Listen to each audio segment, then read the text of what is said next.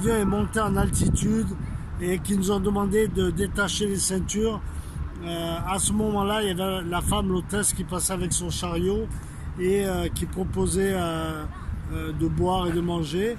Et à ce moment-là, il y a eu un individu qui est venu juste derrière elle. Et moi, j'étais très bien situé, vu que j'étais au début de l'avion, près des issues de secours. Et j'avais beaucoup d'espace, j'avais une très bonne visibilité. Et donc là, à ce moment-là, j'ai vu cette personne qui était très louche dans son comportement, vu qu'elle est venue se rapprocher par derrière de l'hôtesse et lui parler à l'oreille. Et je comprenais qu'il lui disait quelque chose de mauvais, de pas bien, vu que l'hôtesse était apeurée et elle ne bougeait pas.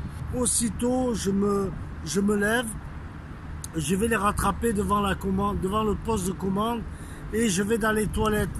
Aux toilettes, je mets ma tête contre la porte et j'entends l'individu qui dit « Vous allez me donner à boire, vous allez faire tout ce que je veux, vous allez appeler le commandant. » Et donc là, je sors, j'ouvre la porte, je sors et je dis à ce moment-là, je dis au chef de poste en anglais « Est-ce que vous voulez que je reste avec vous ?» Et lui me dit « Oui, s'il vous plaît, restez avec moi. » Et j'ai lu dans ses yeux, il avait vraiment peur, il y avait de la peur. Donc je suis resté avec eux, on était dans le on était dans le sas près de la cabine de pilotage. Et là, quand j'ai levé les yeux, j'ai vu que tous les passagers me regardaient à travers le couloir. Donc j'ai décidé de fermer le rideau. Et on a fait 10 minutes de vol, à peu près comme ça.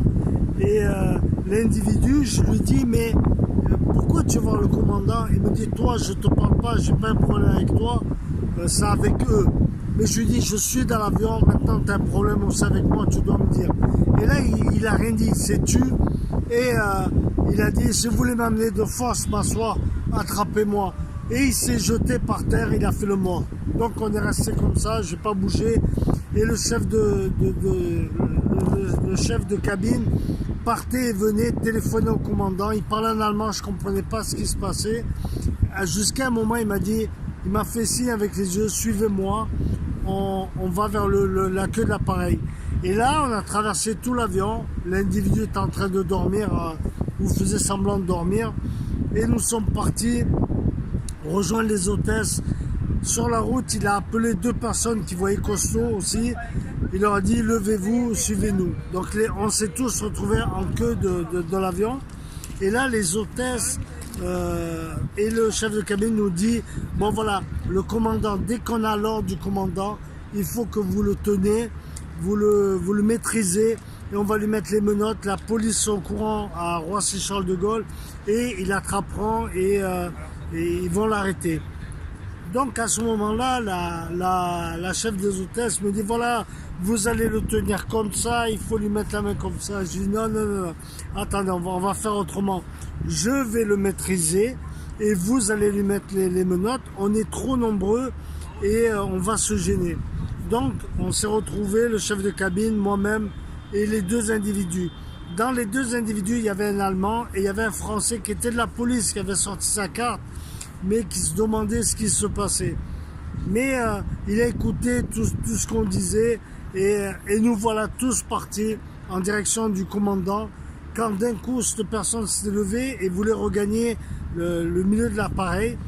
Il a vu que quelque chose n'allait pas, il a tourné aussitôt aux premières classes, au premier rang, et il s'est mis contre l'hublot. Vite fait, j'ai profité de l'occasion pour lui bloquer la route et me mettre au siège près du couloir. Le chef de cabine s'est mis dans le sas et les 2 autres personnes sont mis derrière moi. Et là, on attendait juste l'ordre du commandant pour lui sauter dessus.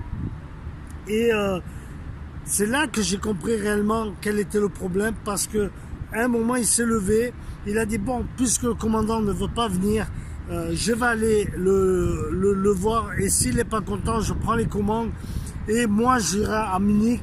C'est moi qui va conduire à Munich et je dois récupérer mes amis qui sont là-bas.